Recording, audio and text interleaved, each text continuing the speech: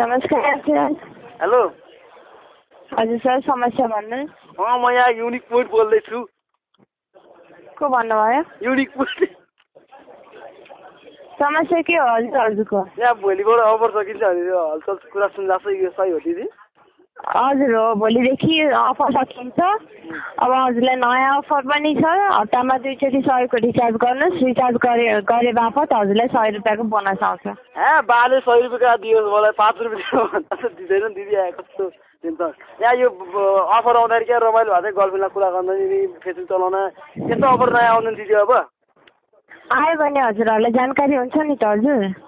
Tension भयो नि यार। त्यसको बाले अब 5 रुपियाँ दियो भनेर 2 रुपियाँ दिन्छ। ल 25 को रिचार्ज कार्ड बनाउनु न यार। त्यसको भएन अब त अति भयो।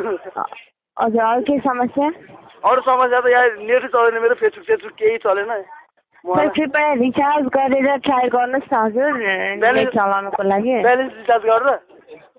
हजुर ब्यालेन्स रिचार्ज गरेको त्यही पनि अरू जस्तो फेसबुक चल्दैन। फेसबुक खोल्यो या सेक्युर नट कनेक्सन। सुन्नुहोस् न हजुर। हजुर भन्नुहोस् न। म्यासेज बक्समा जानुहोस्।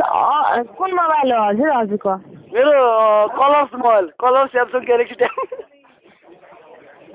सर भन्नुहोस् न हजुरको कुन सिम हो? मेरो कुन मोबाइल हो? कुन मोबाइल हो? मेरो कलर्स। सर कृपया फोन स्विच अफ गरेर अन गरेर फोन गर्नु होला। होइन मेरो कलर्स मोबाइल हो यो। अरू नेट चल्दैन, यो फेसबुक चल्दैन क्या। त्यही भएर सर योभन्दा अगाडि कुन मोबाइल युज गर्नुहुन्थ्यो? योभन्दा अगाडि चाइनिज सेट युज गरेँ नि। म चाइनिज जस्तो मान्छे छु। सर अहिले त हजुरको नोकिया देखाइरहेको छ। कृपया फोन स्विच अफ गरेर अन गरेर चलाउनुहोस् हजुर। ल कस्तो अचम्म हो त। मेरो मोबाइल त कलर्स हो त फेरि। हजुर thank you for calling answer. Hello सुन्नु दिदी, यहाँ लोन पनि लिन मिलेन मेरोमा। भएको छैन त कसरी लिन मिल्छ? हेलो। हजुर सर।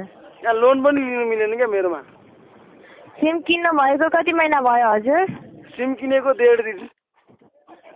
हजुर 1 दिन आधा। सुन्नुहोस् न, त्यही भएर हजुरकोमा लोन लिनु नमिलेको हो। 3 महिना भएपछि लोन लिनु होला। हुन्छ हजुर? हस् हुन्छ। म त भर्खरै लोन पनि लिइसक्नु भएको रहेछ नि त हजुर। लोन लिइसकेँ मैले। ओहो म त भर्खर आज गाउँबाट आएको। साथीले सिम ल्याएको केही थाहै छैन। लोन लिनु भइसकेको रहेछ। हजुर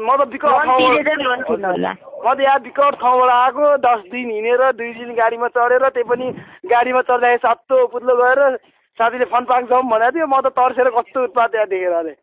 सुन्नुहोस् न हजुर, हजुरलाई म नेटको सेटिङ्स पनि पठाइदिएको छु। कृपया नेटको सेटिङ्स पनि मिलाएर चलाउनु होला। Thank you. अनि यहाँ कस्तो